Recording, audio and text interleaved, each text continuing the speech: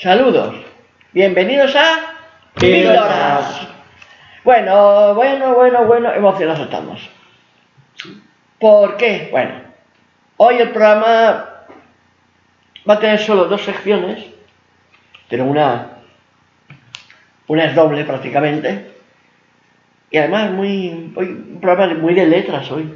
Sí. Muy de letras. Bueno, vamos variando. Hacía tiempo que no nos metíamos tanto en el tema de letras. Empezamos con sabiduría popular hoy, en el que vamos a hablar de un libro, y os hablaré de la novela picaresca del siglo de oro. Y Antonio, pues, nos hablará algo así, nos dará paso a algo relacionado con nuestro próximo estreno. Sí, hay estreno en Lo Més Baix. Sí, el 9 de junio estrena Lo Més Baix. ¿Se sobreentiende? Ese es el título. Y sin dar más vueltas, pasamos a sabiduría popular. Quiero más a una morcilla que en el asado reviente, y rijijiji, y rijijijai, y ríase la gente. Buenas, bienvenidos a sabiduría popular. Hoy ya hemos dicho, es mucha letra. Hacía tiempo que no entrabas tanto en literatura y yo sé que hay gente que le gusta. Bueno, empezamos por un libro que nos trae Flora. Sí. Es un libro en valenciano, se llama Crim de Germania. De Josep Lozano. Crimen de Germania. Entonces, es una novela que la leí en clase. Histórica, ¿no? Sí, en clase de cultura valenciana, que siempre leemos un libro, la leí el curso pasado y le cogí mucho cariño porque es como si fuese el patito feo. En la clase se les atragantó un poco a compañeros míos y entonces a mí es cuando más me gustaba. La gente se atrancaba un poco en el libro y yo cada vez me gustaba más. Y por eso lo presento, porque le tengo cariño, porque cuanto menos lo querían, más me gustaba a mí. Bueno, no solo me gustaba a mí, que también a otros les gustaba, Habrá gente que le gusta. Claro. No, ese libro se le gusta a Flora. No, y por eso hay muchas ediciones. Sí. De antes tú nacieras. También le gustaba a Ima, la profesora. Y ya está. El Crim de Germania relata, es novelado, pero los datos que están en el libro son históricos. Una época en que los gremios y un poco la burguesía valenciana hicieron els agermanats que se rebelaron contra el rey por los impuestos, por todas las presiones. Llega un momento que el pueblo pues explota, ¿no? Es algo parecido a los comuneros de Castilla. O sea, uno puede rebelarse contra el rey. Sí, pero al final pasaron todos a cuchillo. No puede rebelarse contra el rey. Sí. El rey era... A no ser que, como en Francia, lo hacen al revés. El rey era Carlos I de España y V de Alemania, que estaba en Alemania y Sí, no se puede estar en España ni en Alemania a la vez. Y aquí en Valencia había un virrey.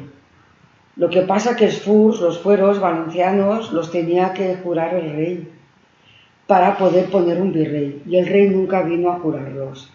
Y entonces todo ese grupo de gente de la sociedad más alta, sin llegar a ser nobles, pero son los que llevan la riqueza al país, los que trabajan, los que hacen comercio, los que ganan dinero, los que tienen que pagar los impuestos, son los que se rebelaron. Son personas pues conocidas, el virrey y la virreina. Empieza con un banquete, es un escritor que lo explica todo, pero lo explica al detalle. Si explica una comida, te la explica al detalle. Si explica el bordado que llevaba la reina, que llevaba 250 perlitas cosiditas, pues eso te lo cuenta con pelos y señales. Vamos, a los que gusta la lectura de época, os sitúa por descripción, sí, ese libro gustará. A los que no os guste hay gente que no gusta la lectura descriptiva, es no lo leáis. Es muy descriptivo. Y historia pues de Valencia, porque yo cuando paso por una plaza, que es la plaza del Tosal, me acuerdo que en el libro cuando entra el virrey, como es virrey pero el rey no ha jurado els furs, salen als agermanats y les dicen que por allí no puede pasar, que tiene que ir por fuera de la muralla. Y me gusta pisar esas calles y acordarme de lo que pasó en ese momento. A ver, ¿no? lo que es Valencia. Bueno, es el casco antiguo. El Tosal está en el pleno medio justo de ahí en todo el bullicio, es el casco antiguo donde estarían las murallas. O sea, no podían pasar por ahí, tenían que dar la vuelta por fuera. Claro, porque primero tenían que jurar los fueros.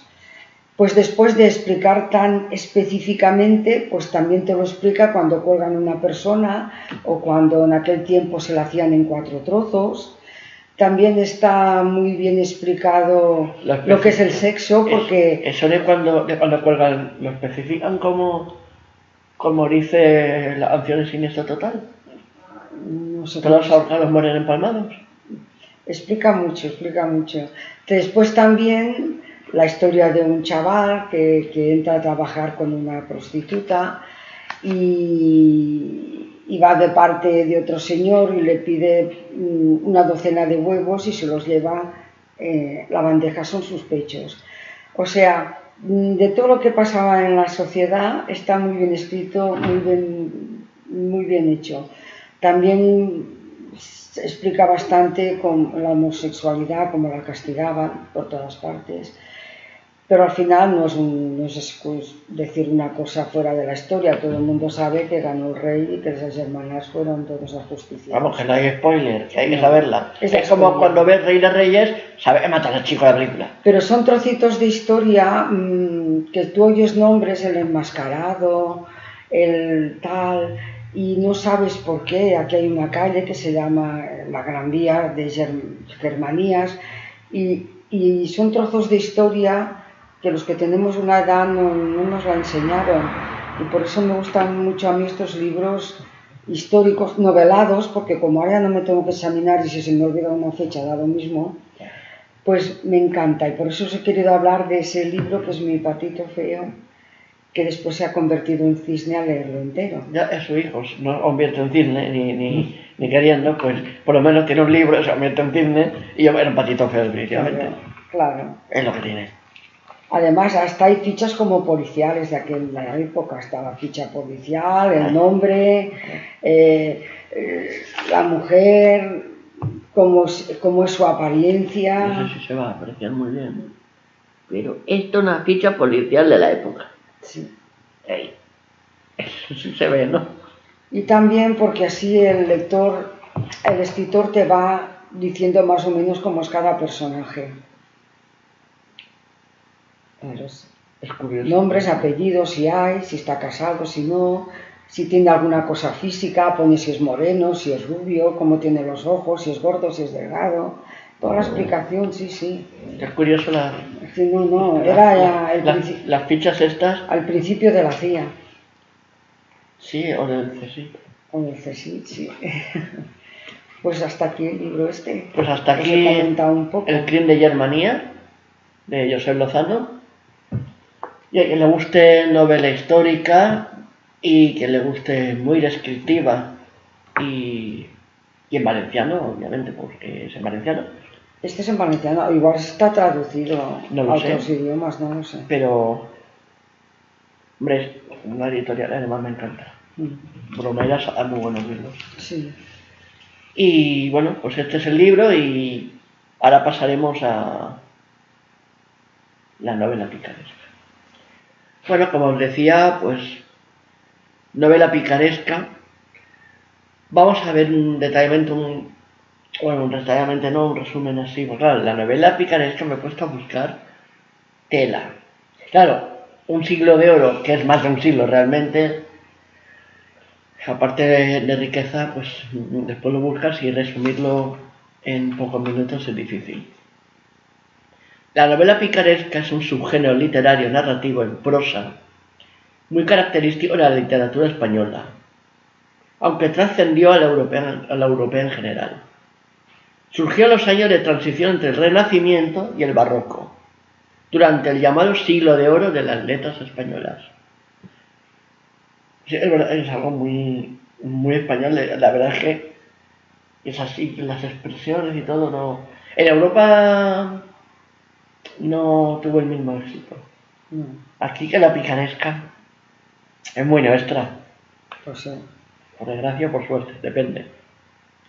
Surgió como crítica por un lado de las instituciones degradadas de la España imperial y por otro de las narraciones idealizadoras del Renacimiento, como epopeyas, libros de caballerías, novela sentimental y novela pastoril. O sea, era una parodia, ¿no? El fuerte contraste de valores entre los distintos estamentos sociales de la España de la época generó como respuesta irónica unas llamadas antinovelas. Así estaban novelas románticas, caballerescas, con esos valores, que después, a lo mejor, después se saltaban los valores.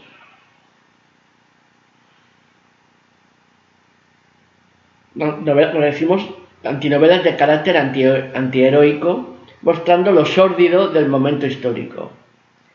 Las pretensiones de los hidalgos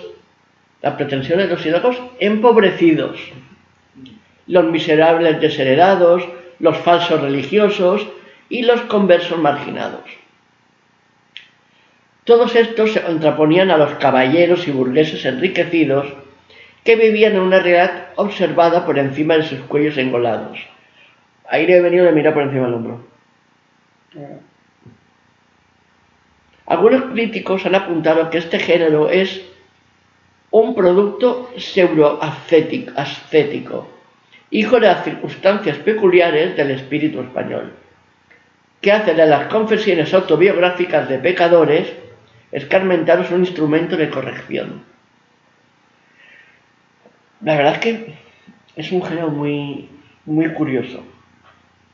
Vamos a ver características básicas de este género. Una de ellas, el protagonismo es un pícaro, siempre el protagonista suele ser un pícaro, de muy bajo rango social o estamento y descendiente de padres sin honor o abiertamente marginales o delincuentes, o sea, lo más bajo. Perfilándose como un antihéroe, resulta una antípoda al verdadero ideal caballeresco que ya no existe en la sociedad contemporánea. Su aspiración es mejorar su condición social, pero para ello recurre a su astucia y a procedimientos ilegítimos como el engaño y la estafa. ¡Qué real, eh! Sí. La picaresca. Sigue en boga la picaresca. Vive al margen de los códigos de honra propios de las clases altas de la sociedad de su época y su libertad es su gran bien, pero también posee una frecuente mala conciencia que, por ejemplo, en Guzmán Alfarache, que es una de ellas, se extiende a lo largo de páginas y más páginas de consideraciones éticas, morales y religiosas. Digamos que ahora picaresca es igual, pero se ha quitado la última parte. La tienes entre movimientos. Claro. La de hoy en día es sin remordimientos. Y si les descubres y los echas, se ofenden. Estructura de falsa autobiografía es otra característica. La novela de humor está narrada en primera persona, como si el protagonista, un pecador arrepentido y antihéroe, fuera el autor y narrara sus propias aventuras, con la intención de moralizar, empezando por su genealogía, antagónica a lo que se supone a la estirpe de un caballero. Fíjate que quiere hablar del heredero de un caballero, pero yo no lo soy. El pícaro aparece en la novela desde una doble perspectiva, como autor y como actor. Como autor se sitúa en un tiempo presente que mira hacia su pasado y narra una acción cuyo desenlace conoce de antemano. Es una especie de fábula, pero más chispa. Determinismo, otro punto es determinismo. Aunque el pícaro intenta mejorar de condición social, fracasa siempre y nunca dejará de ser un pícaro. Por eso la estructura de la novela picaresca es normalmente abierta. Las aventuras que se narran podrían continuarse indefinidamente para sugerir que no hay evolución posible que cambie dicha historia. Esto también coincide con la realidad. Sí. Este paradigma al que apela Lázaro para justificar sus propios errores y ganarse la simpatía del lector en la vida de Lazarillo de Tormes fue contestada por Mateo Alemán, Francisco de Quevedo, Miguel de Cervantes y otros autores de narraciones picarescas en años posteriores, puesto que contravenía la doctrina católica del libre albedrío tan importante en la Contrarreforma. Ahí ya entran intereses. Claro. Es que no es tan actual. No cambiamos tanto. Y hablamos de los años 1500 y pico, 1600. Ideología moralizante y pesimista es otro punto. Cada novela picaresca está narrada desde una perspectiva final de desengaño que vendría a ser un gran ejemplo de conducta aberrante que sistemáticamente resulta castigada. La picaresca está muy influida por la retórica sacra de la época, basada en muchos casos en la predicación de ejemplos, en lo que se narra la conducta descarriada de un individuo que finalmente es castigado o se arrepiente o le hace una moción de censura. Es que lo siento, es que enlaza mucho con con la realidad y con nuestra obra también, nuestra obra de teatro. Intención satírica y estructura itinerante. Es otra característica. La sociedad es criticada en todas sus capas, a través de las cuales deambula el protagonista en una estructura itinerante en la que se pone al servicio cada vez de un elemento representativo de cada una. Eso se ve muy claro en Lazarillo de Tormes, que cada vez sirve a alguien distinto. De ese modo el pícaro asiste como espectador privilegiado, a la hipocresía y representa a cada uno de sus poderosos dueños, a los que critica desde su condición de desheredado, por no dar ejemplo de lo que deben ser. Y otra característica, la última, realismo, incluso naturalismo, al describir algunos de los aspectos más desagradables de la realidad, que nunca se presentará como idealizada, sino como burla o desengaño. Algunas obras y algunos autores de la picaresca, os voy a nombrar varios. La picaresca va desde el 1554 más o menos, yo he buscado incluso hasta el 1668, y más adelante también hay más, pero yo he cogido este espacio-tiempo porque son muchas. De 1554, la vida del Lazarillo de Tormes y de sus fortunas y adversidades, de un anónimo. Después tenemos Guzmán de Alfarache, de Mateo Alemán. La vida del Buscón, de Francisco de Quevedo. El Guitón Onofre, de Gregorio González. Libro de entretenimiento de la pícara Justina, de Francisco López de Úbeda. La hija de la Celestina, en 1612, la ingeniosa Elena en 1614, y refundición que es una refundición y aplicación de anterior, y el sagaz Estacio y el sutil cordobés Pedro Urdemal de 1620. Todas estas de Alonso Jerónimo de Salas Barbadillo. Después hay otra, Relaciones de la vida del escudero Marcos de Obregón, de Vicente Espinel. La desordenada codicia de los bienes ajenos, de Carlos García. ¿Esta es el título? La desordenada codicia de los bienes ajenos. Esto es la idea, hostia, qué real me ha resultado esta. Después hay un tal Juan de Luna, que es autor de la segunda parte del Lazarillo de Tormes, sacada de las crónicas antiguas de Toledo en 1620. Me ha parecido interesante ese dato. Y de 1620 también, de un tal Juan Cortés de Tolosa, que también se llama Juan, me ha sido sospechoso Pues es una obra, el Lazarillo de Manzanares. Ah, un lazarillo de otro sitio. Era algo muy raro, ¿no? Bueno, Dos Juanes, cada uno diferente, el otro del 1620. Me pregunto, no sé. no sé, sí.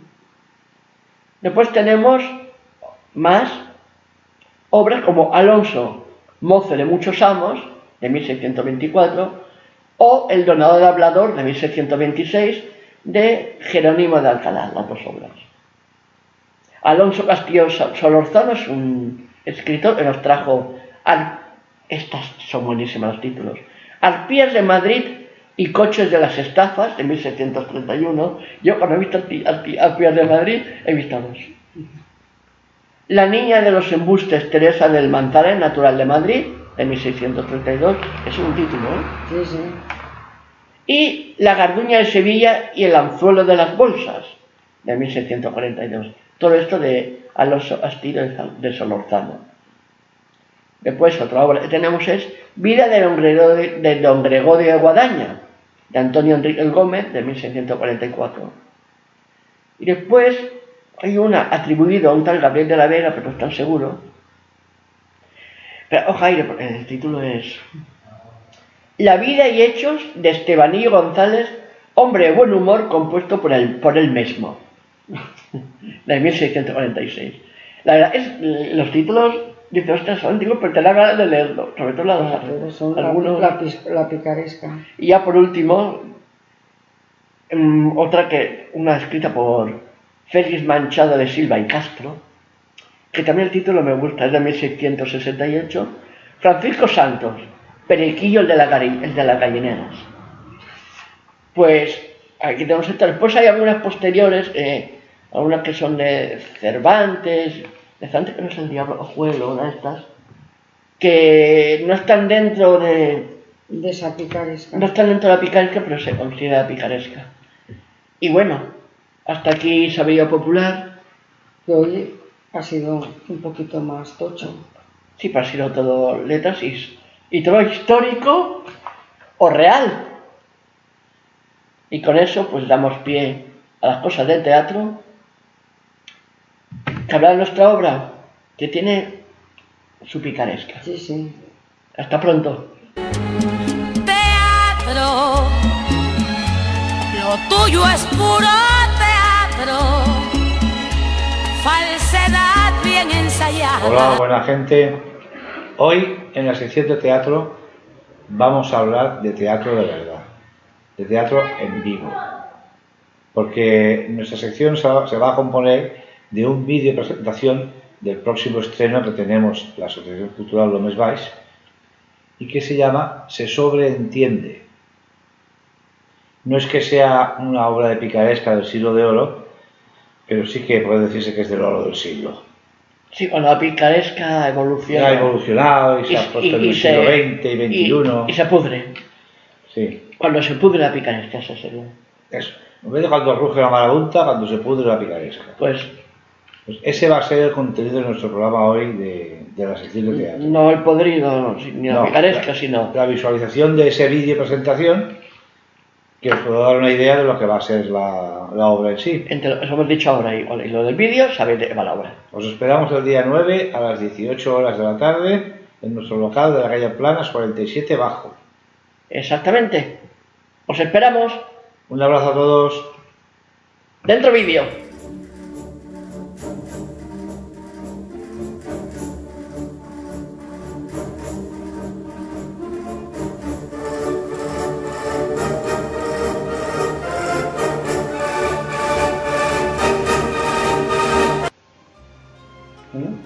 Bienvenidos a esta píldora especial de teatro porque en breve estrenamos obra. Estrenamos Se sobreentiende. Sí. Una obra pues que en vez de explicaros de qué trata, cada personaje y tal, el cuadro ahí artístico os va a explicar su personaje y ya vais deduciendo. Empezamos por Carmela mismo. Bueno, yo no os voy a explicar mucho porque quiero que sea sorpresa. Si no se spoilers. Pero que sepáis que es una obra muy, muy actual. Es tan actual que la hemos tenido que ir un poco modificando con la actualidad que está ocurriendo últimamente. es un tema político y muy actual. Y los personajes yo creo que están muy trabajados. Y el mío principalmente porque los demás personajes, bueno, ya os dirán ellos, pero son más lineales o más claros. Pero el mío yo creo que es el que va evolucionando durante toda la obra, empieza de una manera y va conforme va viendo los acontecimientos, porque la realidad supera la ficción. Y esta pobre chica, todo lo que está viviendo, le va a superar, o sea, va teniendo que transformarse y adaptarse, pero el ser humano es muy inteligente y ella sobrevive. Sí, ella cuenta mucho más su personaje porque creo que es la base de toda la obra, de todo lo que va a ocurrir. Es comedia. ¿Antonio? Bueno, el mío no es un personaje evolutivo. Yo creo que no ha pasado mentalmente ni la primera evolución siquiera.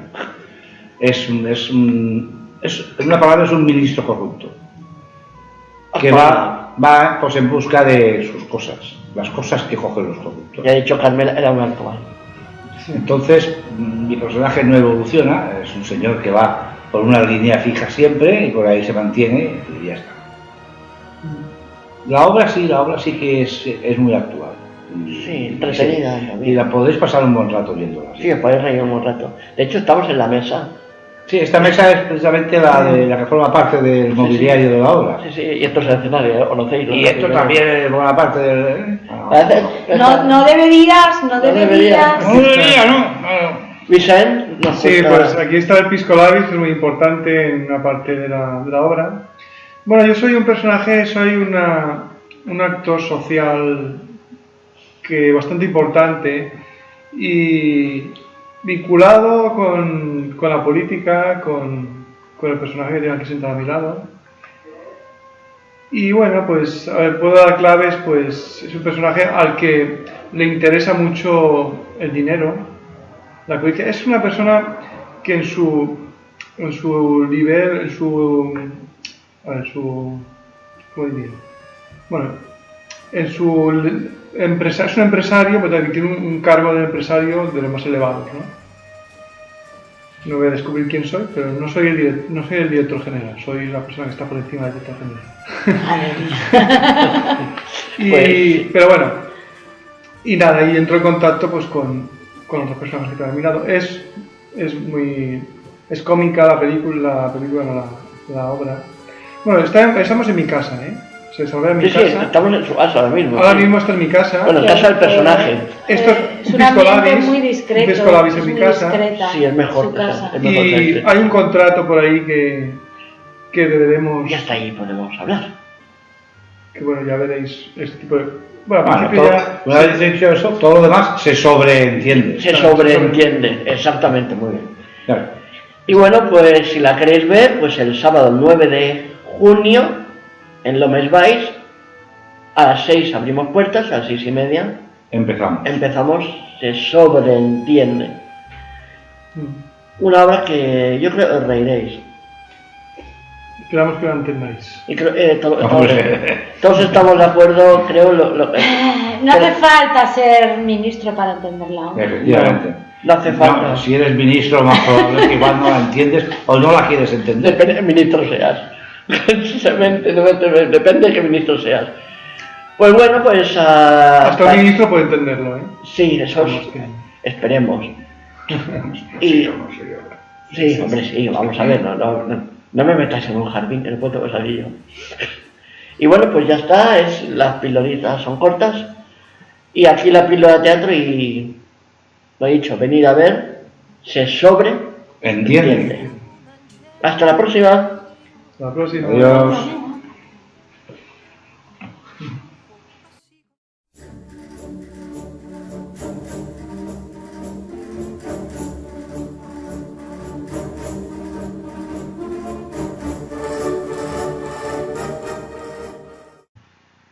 Aquí acabamos el programa hoy y bueno, bien, ¿no? Espero que os guste. Sí, el vídeo era como has visto, era después de un ensayo, de hecho. Sí, con vídeo. el atrezo. El vídeo de la presentación. Sí, ahí es todo. ¿Lo veis? Lo podéis ver, pero más ampliado, con la gente actuando, ¿sabéis? No vamos a ir. Y voy a ver el escenario, adiós. No. es gente actuando. Así que os invitamos el 9 de junio, sábado, apertura de puertas 18 horas. Horas, por si no. 18 horas, sí. Y empieza la actuación A las 18:30. Exacto. Obra de teatro se sobreentiende. Una obra muy actual y con mucha emoción, aunque no sea de censura. Nos vemos en el próximo programa. Nos vemos el día 9. Esperamos veros. Hasta luego. Hasta luego.